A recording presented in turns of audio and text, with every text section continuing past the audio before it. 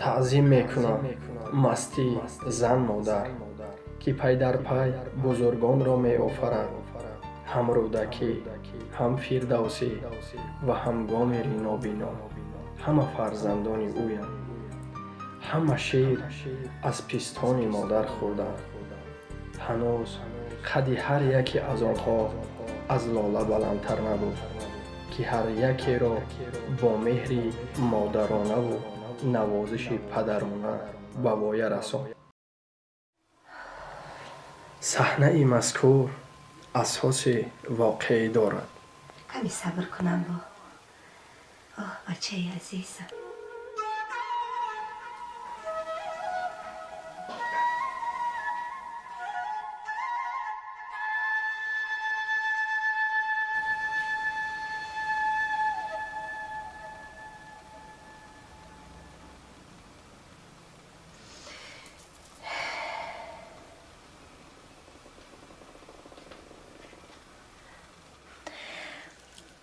کو به پسرم زنگ زنم، وقتشم شد. جانی و چه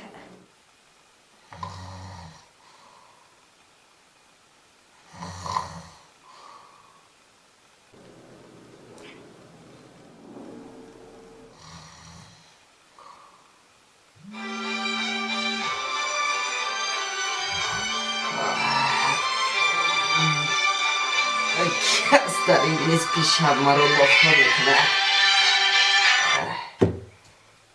گم شو.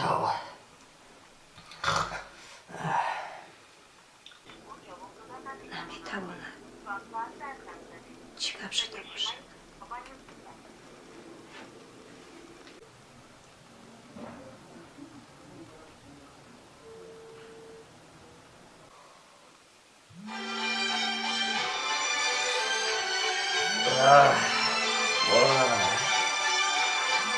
لیکن بیزار کرد.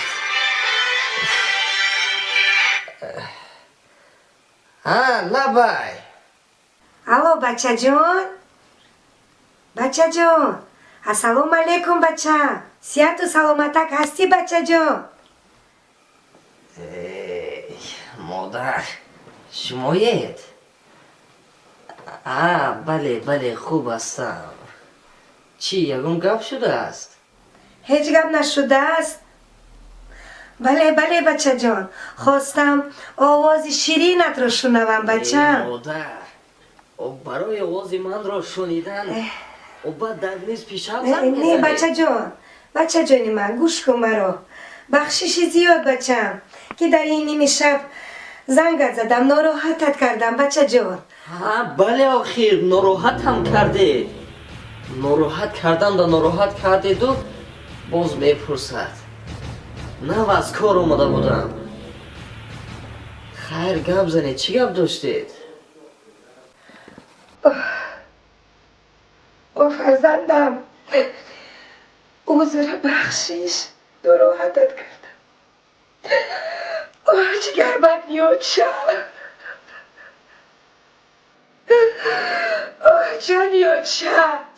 این را دان که 18 سال پیش توی مرا ناراحت کرده بودی بچه.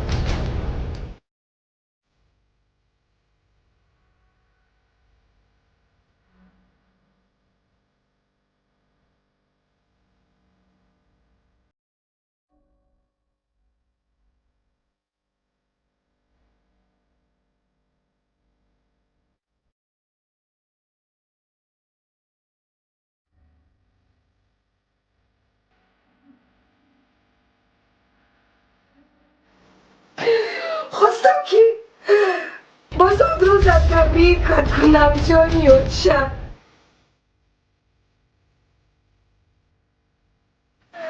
خداوند مهربان عمری دراز و تنی صحت و با برکت بچم. جانی باشه.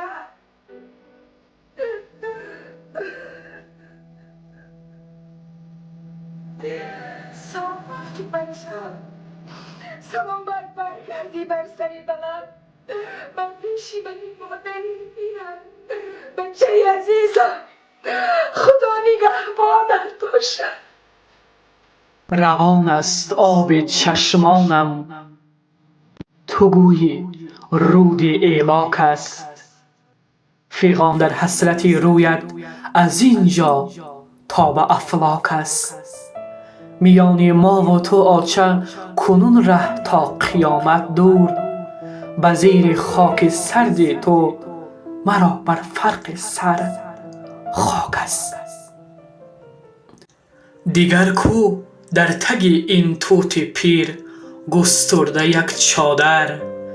کو دسترخوان طفلی و بگیردش خواهر و دادر؟ نکنده رشته چشمم ز راه رشته دیهه. دیگر کو چشم رهپا و دل صد پاره مادر؟ بیا در پای مهرت تا ابد زنجیر خواهم شد. بیا در این فضای بی هوا دمگیر خواهم شد. به پای تابوتت بشکسته شور و شر و طغیانم. بیا آچه دیگر یک بچه گبگیر خواهم شد. بیا آچه دیگر یک بچه گبگیر خواهم شد.